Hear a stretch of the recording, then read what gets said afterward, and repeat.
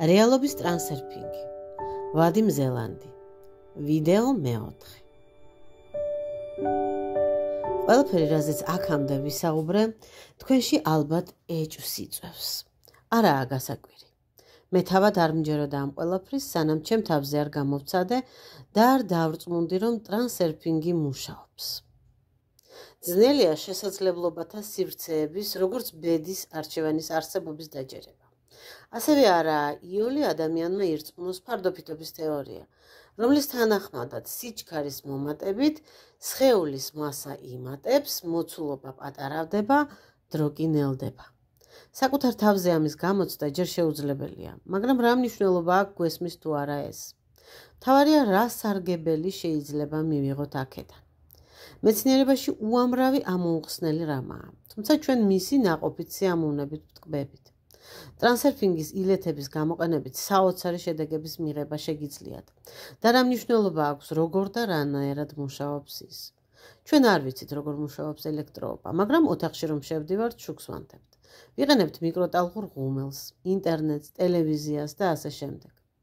მოდელების ვარიანტების თეორიის მიხედვით ადამიანი თავად ირჩევს თავის ბედს, თუმცა ბედის კონცეფცია ტრანსერფინგში განსხვავდება მისი ჩვეული გაგებისგან. ნუ იჩქარებთ ერთიანად უარყოთ ან დაეთანხმოთ ამ მოდელს. უბრალოდ დაუსვით საკუთარ თავს კითხვა, ბევრი რამის მიღწევა შევძელი სამყაროსთან ბედნიერების ბრძოლაში. გავაგრძელო ძველებურად ქმედება თუ ვცადო რაღაც ახალი. ბრძოლაში ხომ შეიძლება დრო დავკარგო და ვერაფერს მივაღწიო. ხომ უფრო იოლია ისე მოვიქცე, რომ წარმატება თავად შემექებოს. სამყარო ხომ მხოლოდ ჩემი სურვილების რეალიზებითაა დაკავებული. ამორჩეული შეკვეთა ყოველთვის სრულდება, მაგრამ არჩევანი სურვილში არ უნდა აგვერიოს. სურვილები მხოლოდ ზღაპრებში სრულდება. ჩვენ ჩემი სიზმრის უცნაური პერსონაჟის, მეთვალყურის საიდუმლო სასახსნელად ჯერ მხოლოდ ერთი ნაბიჯი გადავდგით მხოლოდ. მალე მე მოგითხრობთ რა განსხვავებაა სურვილს და არჩევანს შორის. ან რატომ არ სრულდება სურვილები და არ ხდება ოცნებები. პირველი თავის რეზიუმე. რეალობას ფორმის გამოვლენის უსასრულო მრავალფეროვნება აქვს. მრავალვარიანტიანობა სამყაროს პირველადი ფუნდამენტური თვისებაა. ნებისმიერი მოდელი რეალობის გამოვლინების მხოლოდ ცალკეული ასპექტია. თქვენი არჩევანი ყოველთვის რეალიზებულ იქნება, რასაც აირჩევთ, იმასვე მიიღებთ. შესაძლებლობების ვარიანტთა სივრცე ყოველთვის იყო და იქნება.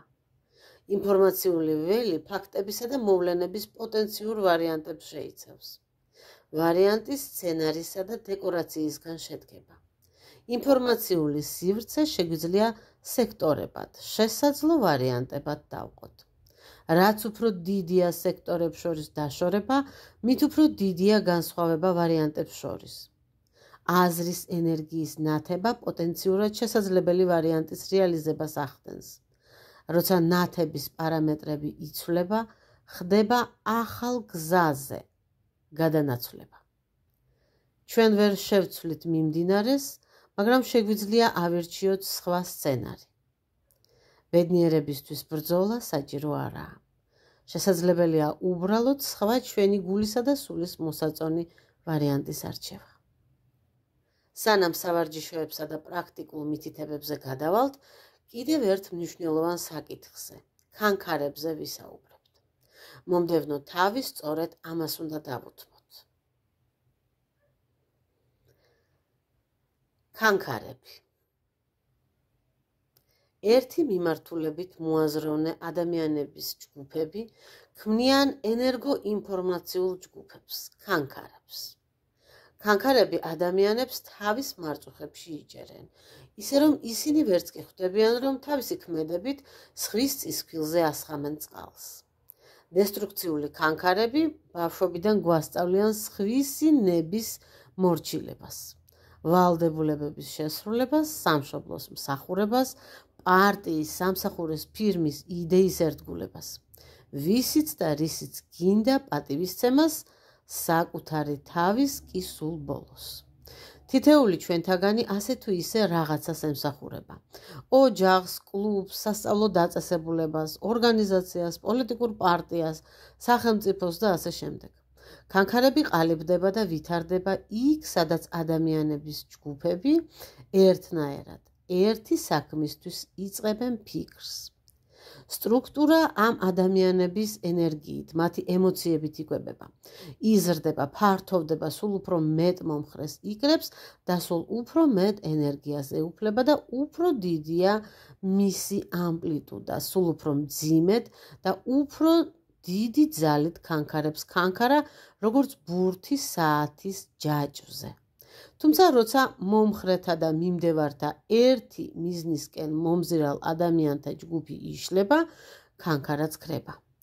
ასე მაგალითად, უძველესი რელიგიები, მოდის ძველი ტენდენციები. იყო დრო მათ ყავდათ მიმდევრები, შემდეგ კი ისინი განელდნენ და ქანქარაც ჩაქრა. იმედია თავი არ შეგაწყინეთ. მესმის ქანქარაზე საუბარი ჩვენ საქმესთან ახლოს არაო ფიქრობთ, მაგრამ იმისთვის რომ ეს ყველაფერი უკეთ აღიქვათ, ამ თემას ვერ გამოვტოვებთ. ბევრი თქვენთაგანი გაიგვირვებს, ნუ თუ ეს ყველაფერი ქანქარების ბრალია. დიახ, ნებისმიერი სტრუქტურა თავისი ატრიბუტებით შექმნილი ადამიანთა აზრის ენერგიით არის ქანქარა. და არა მხოლოდ ადამიანები, ცოცხალი არსებები, რომლებიც ასხივებენ ენერგიას ერთი მიმართულებით ქანქარებს ქმნიან. ასე მაგალითად, ბაქტერიების კოლონია, ცოცხალი არსებების პოპულაცია, თევზების ჯგუფები, ცხოველთა ჯოგები, ტყის მასივები, პრერიები, ჭიანჭველათა სისტემები, ყველაფერი ასე თუ ისე მოწესრიგებულ ერთგვაროვან ცოცხალ არსებათა ჯგუფები. ქანქარები ადამიანების ან ადამიანთა ჯგუფების ენერგიით იკვებებიან და სულაც არ ფიქრობენ ინდივიდების კეთილდღეობაზე. პირიქით, ისინი ცდილობენ რა შეიძლება შორს წაიყვანონ ადამიანი თავისი ჭეშმარიტი სურვილებისაგან. თავს მოახვიონ საზოგადოებაში აღიარებული წესები და გახადონ პიროვნება რიგითი, უფერული. ჯგუფის ჭანჭი კი, რაც საბოლოოდ ადამიანის იმედგაცრუებით მთავრდება.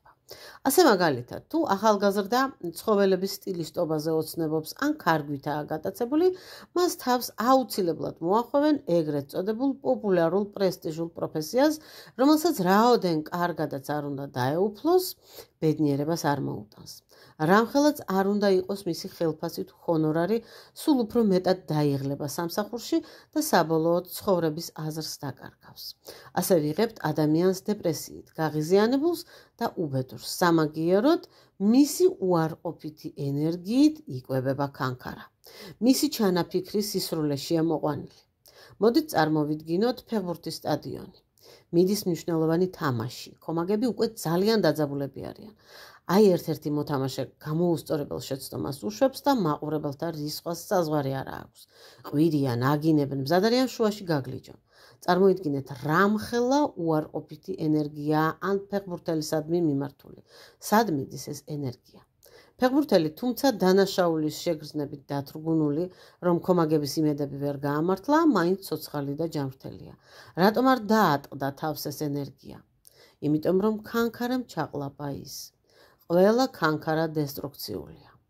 მათ გადაგვაჩვიეს საკუთარი ბედის არჩევა. ჩვენ ხომ დარწმუნებულები ვართ, რომ ბედი ჩვენი მძიმე ჯვარია. ადამიანი ამ მოსაზრებისგან რომ განთავისუფლდეს, ის ხომ არჩევანშიც თავისუფალი იქნება და ქანქარა ვეღარ იარსებებს. თურმე ჩვენი დაბნეულობა და არარეალიზებულობა, აქედან გამომდინარე ჩვენი უბედურება რაღაცას ხელს აძლევს. ხოლო ჩვენი სიფხიზლე, საკუთარი რეალიზებულობა და ბედნიერება ამ რაღაცისთვის მომაკვდინებელია. ტრანსერფინგით შეიძლება გახდეს ქანქარა, თუ მისგან შევქმნით კულტს, სკოლას ან მოძრაობას.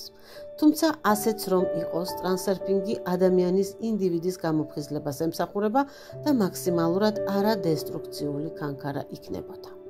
აი თქვენ საშინაო დავალებაც. რომელია კონსტრუქციული ქანქარა? და რატომ გიყვებით ამ ყველაფერს? მოთმინება ჩემო ძვირფასო მსმენელო. ნელ-ნელა სურათი სულ უფრო და უფრო ნათელი გახდება.